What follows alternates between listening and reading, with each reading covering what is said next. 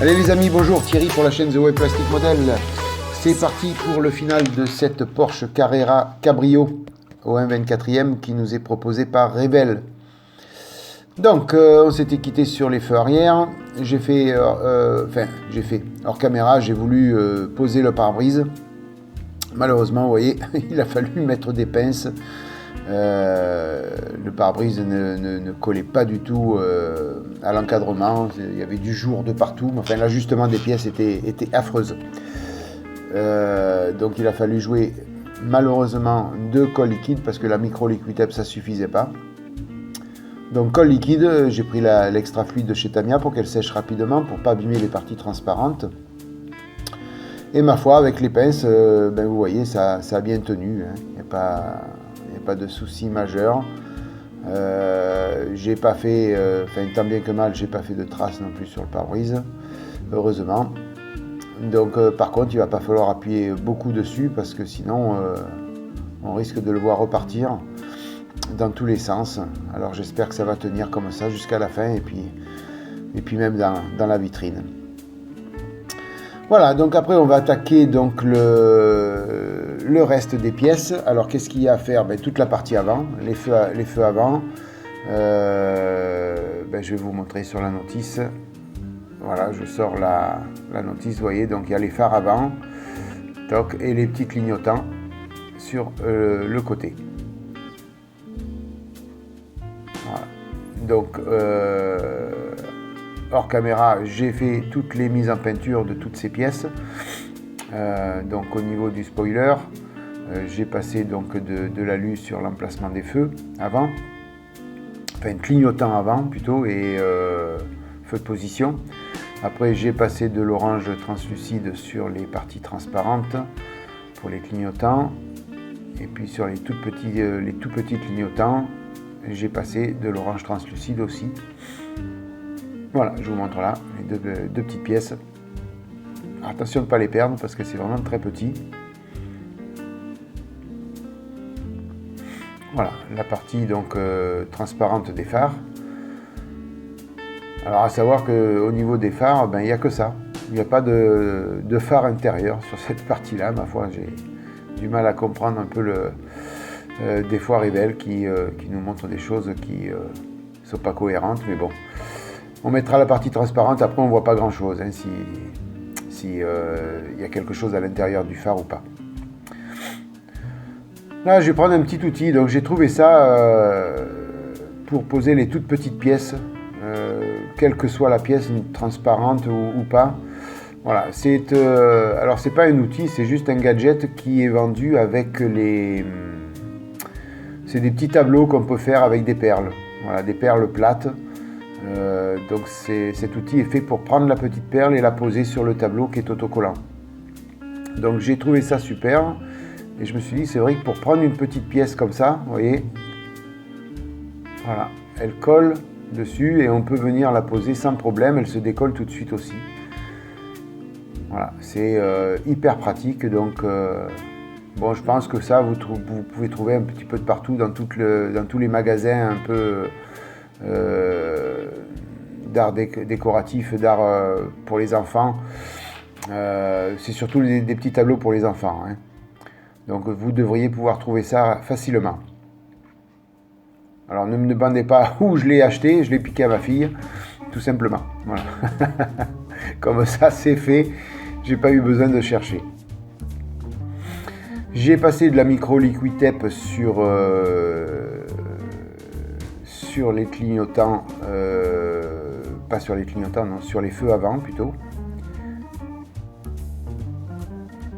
Voilà, je vais en passer un tout petit peu sur le clignotant droit.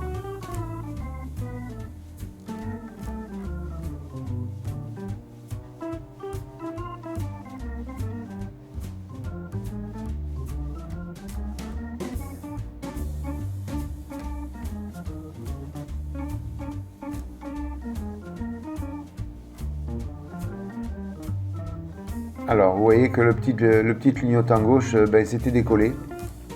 Donc il a fallu que je refasse l'opération, que je remette de la micro-liquid tape.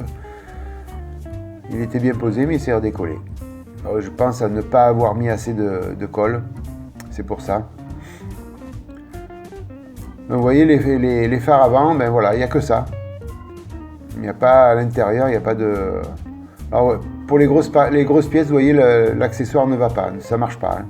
Donc là, je reprends mon petit Badger, qui est beaucoup plus pratique. Et vous voyez, le phare, il n'y a rien d'autre que la vitre. Alors heureusement, une fois tout monté sur la carrosserie, vous verrez à la fin, on ne voit pas grand chose, donc c'est mieux comme ça. Mais bon, ils auraient peut-être pu prendre soin de mettre un petit phare à l'intérieur, quoi. Ça aurait été sympa.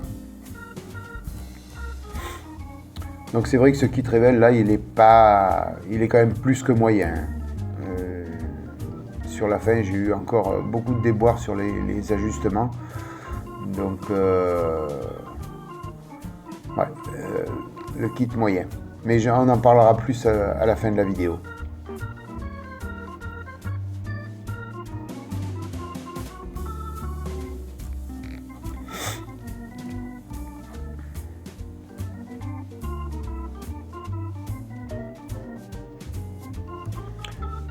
Par contre, les deux petits optiques là s'ajustent parfaitement, c'est la bonne dimension, il n'y a aucun problème à ce niveau-là.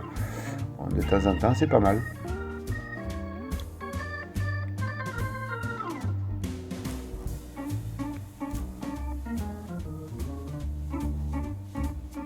Alors, on va remettre les clignotants.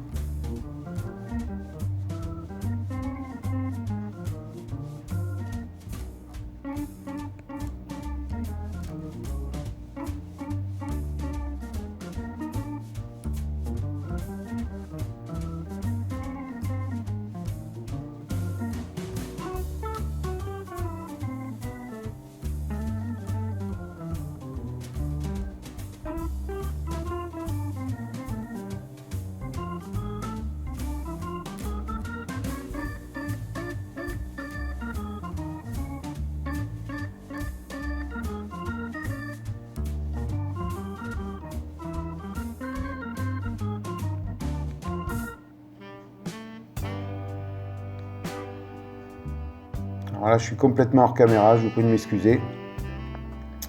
J'ai oublié de vérifier. Bon, vous avez vu la pose de ce petit clignotant tout à l'heure, donc il n'y a pas de souci. Voilà, on va venir poser les clignotants, enfin les parties transparentes sur le spoiler avant. Et puis après, on montera tout sur la carrosserie. Alors malheureusement, écoutez, je ne sais pas ce que j'ai fait de la partie vidéo du montage de la carrosserie sur le châssis. Donc voilà, je ne sais pas ce que j'en ai fait. J'ai dû la paumer, la mettre à la poubelle, je sais pas. Enfin, j'ai fait la boulette, quoi, comme on dit. La boulette de Thierry.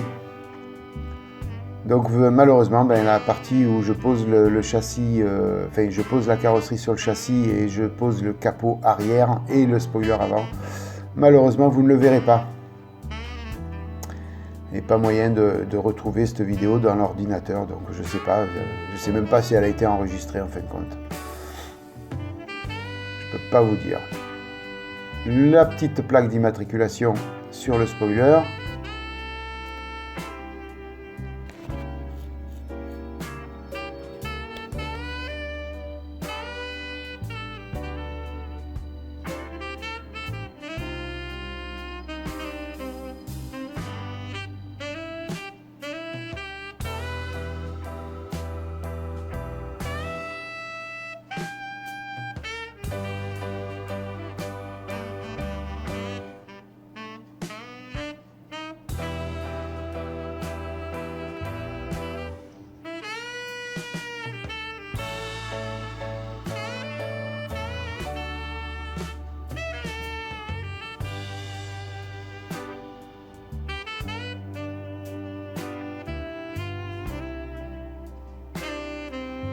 Je fais un petit ajustement, c'est trop tard s'il y a un problème d'ajustement d'ailleurs, mais bon, j'avais vérifié avant la peinture. Hein.